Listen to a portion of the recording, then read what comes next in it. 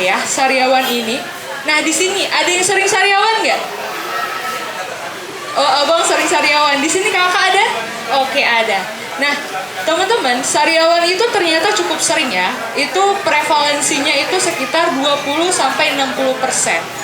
Nah, jadi waktu diteliti sebenarnya sariawan itu bukan disebabkan satu hal yang spesifik atau etiologinya itu belum jelas.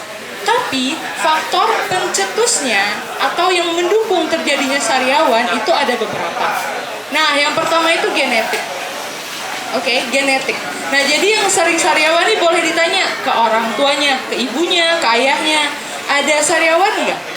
Gitu. Kenapa? Karena ternyata genetik sariawan itu ada di namanya Human Leukocyte Antigen atau HLA.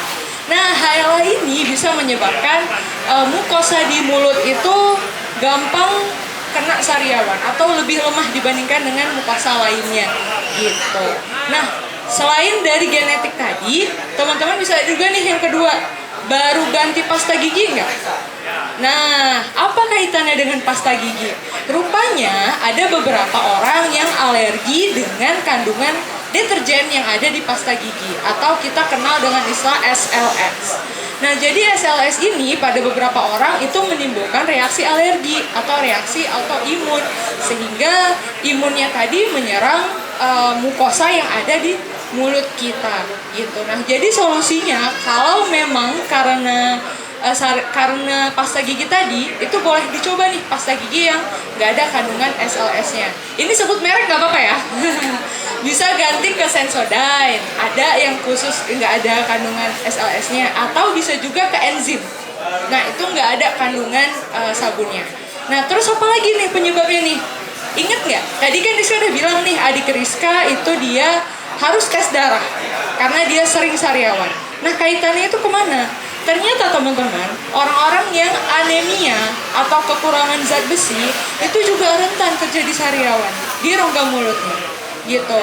Nggak cuma zat besi, bisa juga kurang vitamin B kompleks. Nah kita sering bilang kan, sariawan ini, oh ini kurang minum vitamin C ini, kurang makan vitamin C ini. Rupanya bukan vitamin C, malah vitamin B kompleks. B kompleks itu apa aja? B1, B6, B9, B12. Nah, ini kakaknya tahu.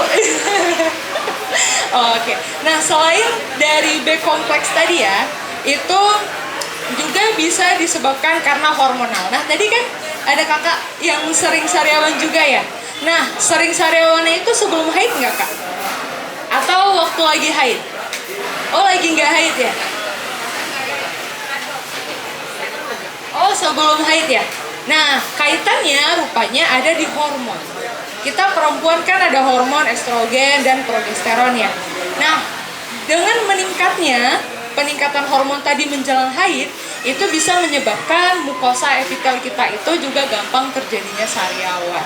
Gitu. Jadi sariawan ini sebenarnya sangat kompleks, yang pasti penyebabnya bukan vitamin C.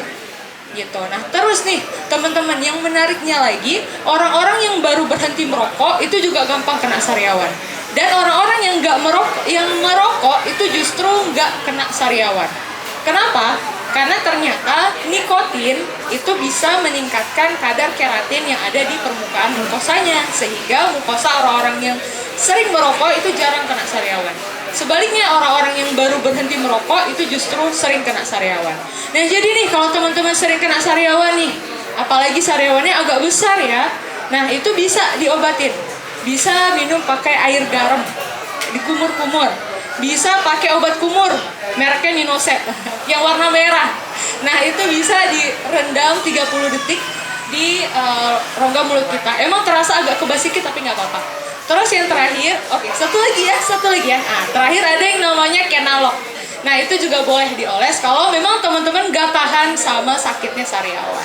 Gitu. Nah jadi udah jelas ya penyebab sariawan bukan karena vitamin C. Oke, terima kasih teman-teman. Terima kasih banyak Kak Rizka.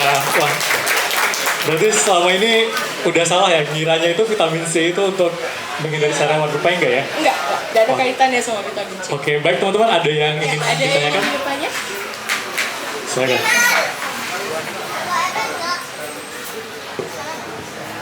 Baik, sebelumnya terima kasih atas